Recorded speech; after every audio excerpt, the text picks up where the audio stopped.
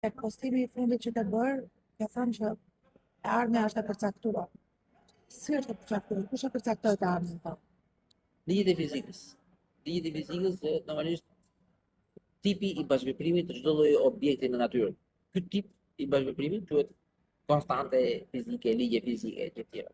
Po ardhmja jonë varet shumë nga zgjedhjet që ne bëjmë sot. Po dhe Si neve mund të si çdo përcaktohen? objekt tjetër, ne jemi objekte dhe neve. Neve themi se jemi komplekse dhe kemi shumë mundësira e tjera, por thjesht objekte fizike jemi, I cilat këto objekte gjithmonë ndodh një shkak një pasojë. Ke mendja jonë ndodh një shkak një pasojë. Çdo kompleks e tjetër ka një shkak e një pasojë. Do kemi një shkak I cili thotë që duhet të bësh këtë gjë, ne kemi 5 mënyra për të bërë atë gjë, dhe zgjedhim mënyrën më logjike. Më logjike për ne është më e mundshme me rendiment më të lartë. Apo një shkak e një pasojë dhe mendjen tonë. Kështu që çdo gjë Pra neve kot që mundohemi, sepse të ardhmen e kemi të përcaktuar. Po, ardhmja është 100% e përcaktuar. Ne thjesht mundohemi që të bëjmë të gjejmë atë përqindjen ose zgjedhjen më të mirë të mundshme, më logjike, që themi gjithmonë atë zgjedhje që do jetë më e mira për ne. Por në qoftë se për shembull përfundojmë në burg, e kemi të përcaktuar këtë, nuk është se është në zgjedhjen tonë. Po, është e përcaktuar edhe ajo sepse një person që ndodhet në një gjendje shumë të keqe, domethënë sociale, ekonomike e gjithë tjera, ai mendon, sipas dijeve që ka marrë, që kjo është e vetmja zgjedhje, s'ka rrugë tjetër. Edhe ndoshta mund të jetë ajo vetëm zgjidhje. Por në qoftë se ne udhtojmë me makinën e kohës sot, në të ardhmen tonë. Cilën të ardhme? Sepse ne e ardhmja jonë varet nga zgjedhjet që ne bëjmë sot. Cilën të ardhme do shkojmë te cila? Do shkosh aty ku gjithë bashkësia e zgjedhjeve, jo vetëm me çfarë zgjedh ti, por edhe të tjerët rrotullt teje, por edhe asaj flutra që është në Brazil, po lëvizi krahët ajo, do ndryshoj, çdo lloj ngjarje me miliarda e miliarda gati pafund flutra që lëvizin, thonë zot. Do përcaktojnë me efektin flutur të ardhmen tonë.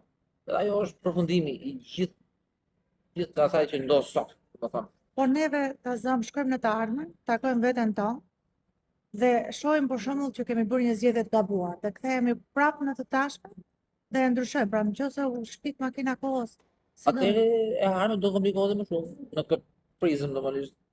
Domthonë do shtohen disa efekte flutur të tjera. Makina kohës është një flutur tjetër, shtesë që shtohet në këtë univers, e cila do na japë më shumë informacion neve.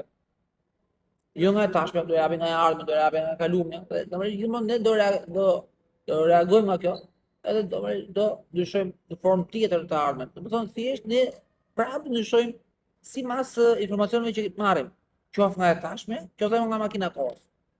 Domethënë ne thjesht do bëjmë atë që do bëjmë mbas ligjeve të fizikës. Por ne shkuam në të ardhmen, e pam veten keq, u kthyem e ndryshuam atë. Shkojmë prapë, e shohim përfundim tjetër. Po të procese. Po, pra ndryshon e ardhmja. E ardhmja ndryshon, po ndryshon e ardhmja, po ajo ardhmja përpara nuk ishte më siç ishte, po ndryshoi, sepse u fut makina kohës. Dhe ajo na dha një mundësi plus për ne që ne ndryshojmë të ardhmen.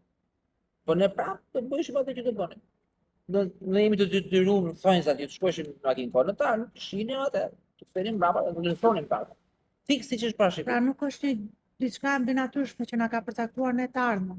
Nëse do të themi ligjeve fizikës mbinatyrshme, është nuk e themi dot, por është e natyrshme. Fizike, sepse ligj fizikës mund të jetë, sepse varet nga mendimet tona. Mendimi jon është një objekt kompleks, truri jon është një objekt kompleks I cili bën, domethënë zgjedh disa mendime të caktuara. Zgjedh një nga disa mendime të mundshme për trurin. Truri thotë që un kam 22 zgjedhje, do zgjedh këtë një do zgjedhje, s'ka problem. Sipas ligjeve të fizikës, kjo makina e kohës. Kjo makina e kohës do ekzistojë ndonjëherë? Makina e kohës për shkuar në të ardhmen ekziston. Si ekziston? Ekziston, nëse ne lëvizim shpejt, ne ikim më ngadalë në të ardhmen. Nëse jemi afër një objekti të madh toka, ne ngadalësohemi në kohë. Ikim më ngadalë në të ardhmen. Nëse ecim shpejt, ikim më shpejt në të ardhmen. Domethënë, nëse ecim shpejt, ikim më shpejt në të ardhmen. Nëse jemi afër tokës, sa më afër tokës, ose truave më madh, shumë madhe, ne ikim më ngadalë në kohë. Domethënë, njerëzit gjithë nuk është se ikin paralel në kohë. Sa ecim më shpejt në të ardhmen, sa ecim më ngadalë në të ardhmen. Dhe si thotë, ky person që shkoi më shpejt në të ardhmen, ka shkuar në të ardhmen e tij. Dhe tashmja nuk është tashme absolute. Nuk kemi një tashme absolute. Edhe tashme që është tash. Për kaluarën e kuptoj të zonë, se nëse marrim makinën e kohës, e kaluara ka ndodhur, dhe ne do e shohim se si ka qenë. Dhe kaq s'mund të bëjmë gjë. Po jo, ndërkohë të edhe të- ardhmen, ne edhe nuk të e kemi kaluarën- arrit akoma. Edhe të kaluara mund të ndryshosh me makinë kos. As e kaluara nuk është e shkruajtur me këtë. Po nëse unë jam Por këtu një tani, e kaluar do jetë. Do shkosh ta ndryshosh kaluar dhe do jetë prapë ajo e kaluar që ishte. nëse unë jam këtu dhe shkoj në të kaluarën, i Po. bie që e ndryshoj të ardhmen, pastaj unë ku shkoj? Se unë s'jam më këtu. i Ti do bie. shkosh në një të ardhme, para një quhet paradoks i binjave, apo pastaj paradoks i gjyshit domethënë me nipin, nëse vret gjyshin, nipi do jetë më pasi do e vrasë një nipi gjyshin kur ai nuk ekzistonte. Që të dim. Domethënë duhet të shkon në paradokse pastaj, ku shkon në të kaluarën. Por ne po flasim për lëvizjen, për zgjedhjen e njeriu, që njeriu kujton se është i lirë, por ndërkohë nuk është i lirë. Kalimi në kohë pastaj komplikon punën.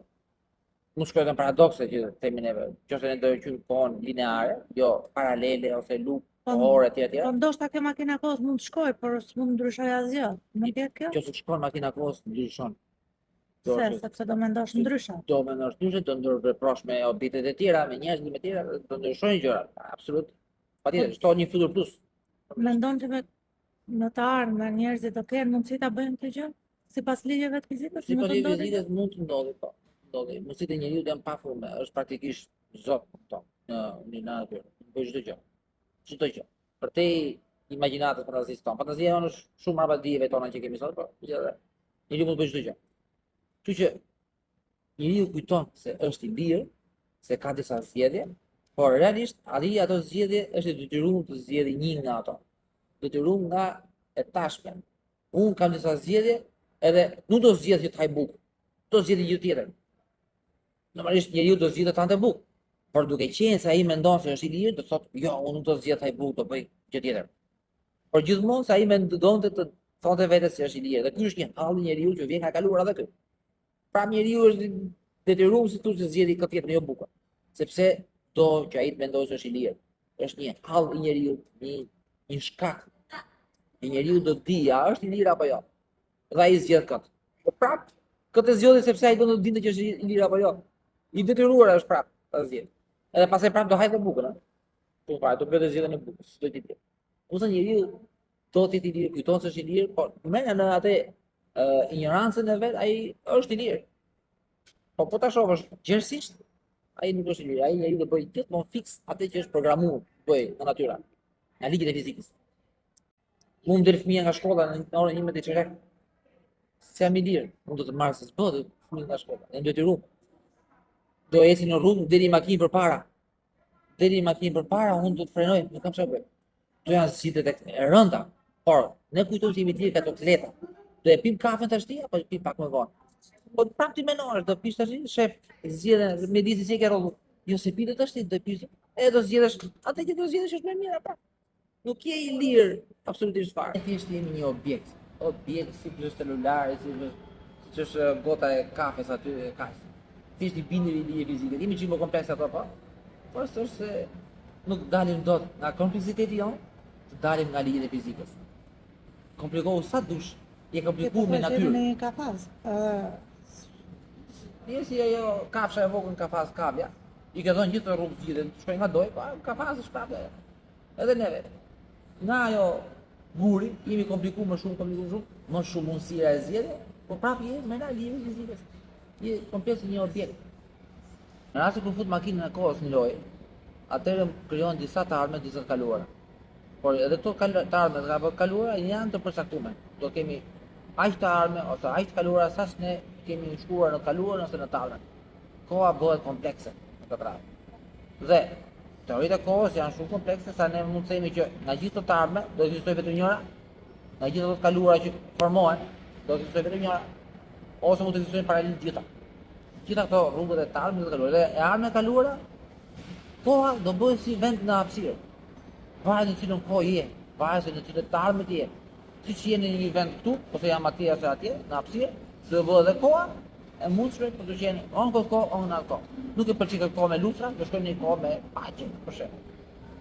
Domethënë do zgjidhësh kohën që do të po patë makinë e kohës, mund të krijon po pa fund mundësira.